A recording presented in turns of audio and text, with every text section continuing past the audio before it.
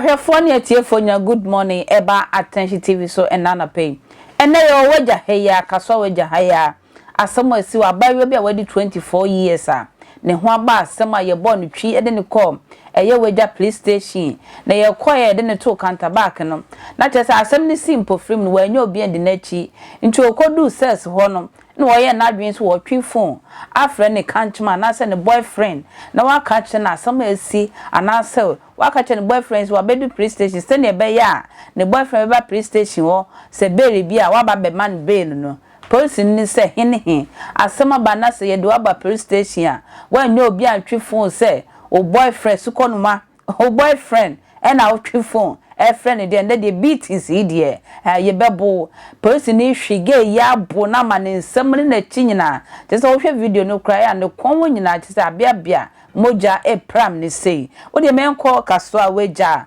ne mfa nsem efi ho emrel old Weija Police Station and Cramante myself na make ya babe to just a person ni bia bro bia e ka say ya jure ho tie se nye yi e ranu anya mfishia bi no 9 me 24-year-old woman and ababe to just say ya de no e ko police station ho ne ko wi akire moja na etu ne hwene mu na ni ni pedua no nso ya de nsa ke kam wan hu se o da sene de nsa ke kan no aya hu me tisem yi pa de no ho akwa de adwa mu ya re ya ka na asem wo kire mu sa ya kire ne de ne ko ho na officer ya friend James eka kire ne se want na counter na chi na want run statement en wotna ho na bra wote wa no fa phone se oh sabe na kanchima ne mpna wone ne to won frɛ no no won kire ne me se de ko ne e de na atu me se ayo mete wo ba ha wo bi de maba so wo be kire mo wie so won kire mo nwie officer ebu afu jini phone no totwene wo wie ne abro de wo fa ne kwa wo bro ne yie pa yen tia wo ye sa ne de minim se wo pɛ no ntio se ye de ntio yen kwa ma ne bo eye wo de hye kwaku asiedu na wo mo aye e wo ho na won kire na me kra de asem no kra no a jimi nsem kra da wo de hye na bokwa de ma me boko da nyankopo ase anyanya bia ba ya ka na asem ya wo da TV hwe ya ne sumoja na ya de nsa keka wo de nsem kra a kire wo didi process ni na temana according to sources and information they show mgaka ya no cha enya dia odi ko ni police na some nyina de ko ba ile say aba we ene ne mame eti ifi bu Weija ni fi no mutim no ya dia ya ex police officer bi fi no mutim na baba we kira opie ekokrom okoto go kwan si bi oba no ba na do ba ni atukum na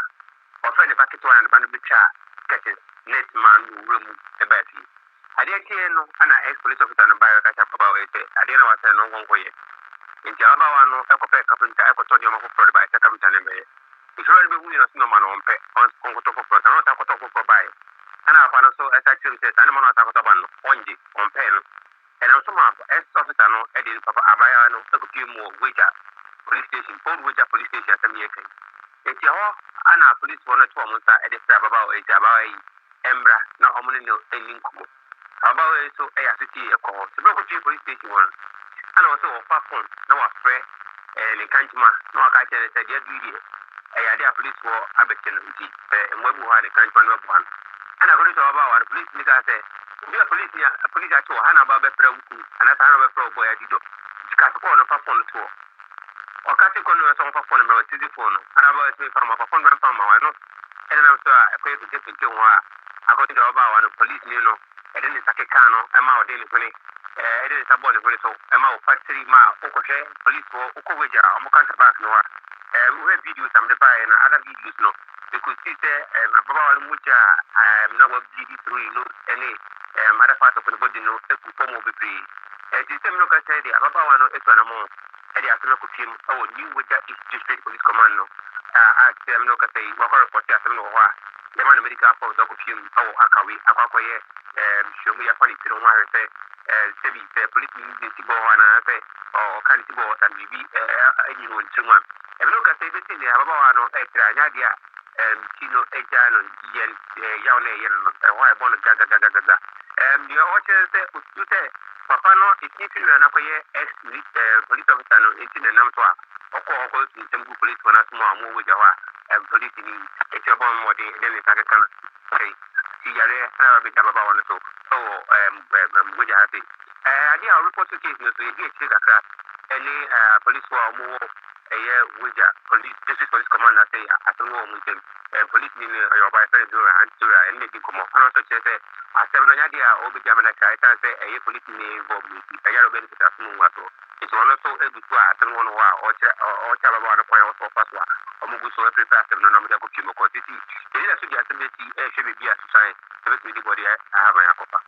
Wadishia anyenye bia yebeka se prosini no abaya no wose ne pe ana na wampene no nti no friend mpra na eye na hye sa ma oji phone me ba o share asem no critically enen koma na ekoso ababa police ni no mi akata mi nya daje ekọ kutu no da kan di koma o share koma na police ni kan o say koma na abaya ni bi e wo phone so no na ya dia abaya no nsema no officer no eye nsema eye ehye buku asama police ni na ka che me no okay no say abaya no nsema na o kan phone so no eye asama sebi na ehye buku iti already wanya so de saka baba wa lemu na baba wa le to no hu ya baba wa sorry eko ana we na you to saba no akire to oche no ana baba wa no pa e no de no ne ko bo plastic so that is the narration police no so e my it has to say o tele one no mo bibi na one chat ya na say you and the between come be baba wa na o shi na sha baba wa de o tie dia e baba wa o kama you give it to me Entino ababa wane ye se wo kọ no wo so ni motwe ne keke no ena ne hwene ne nanu nyina bobo ho ma ne ho no ba bi no so bobo ene ye wan susu amfa no ho amobofom Tazabepe na police ni a dia mtaka ya ni je tazabepe ene asama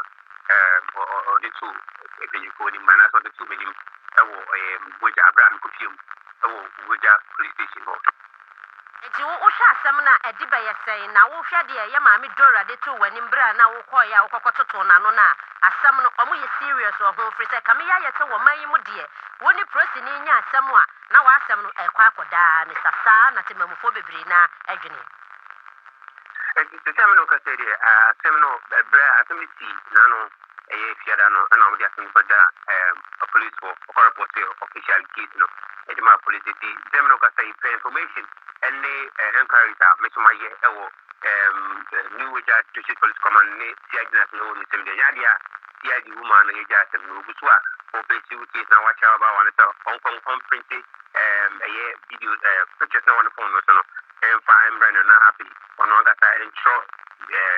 ababa wana no asem ni gim na on di case ne ti na me dia o te e case ni forever commander ono so new Weija Police Commander say District Commander say Commander Section personally me friend dey atono tilenim ama so ahye o me say enya dia o be hwe ma asem we timi akonti eya dia District Police Command Commander Section how no Weija say no is aware of the case that you can want me to also edin waja sin mu ami aba nyame aduma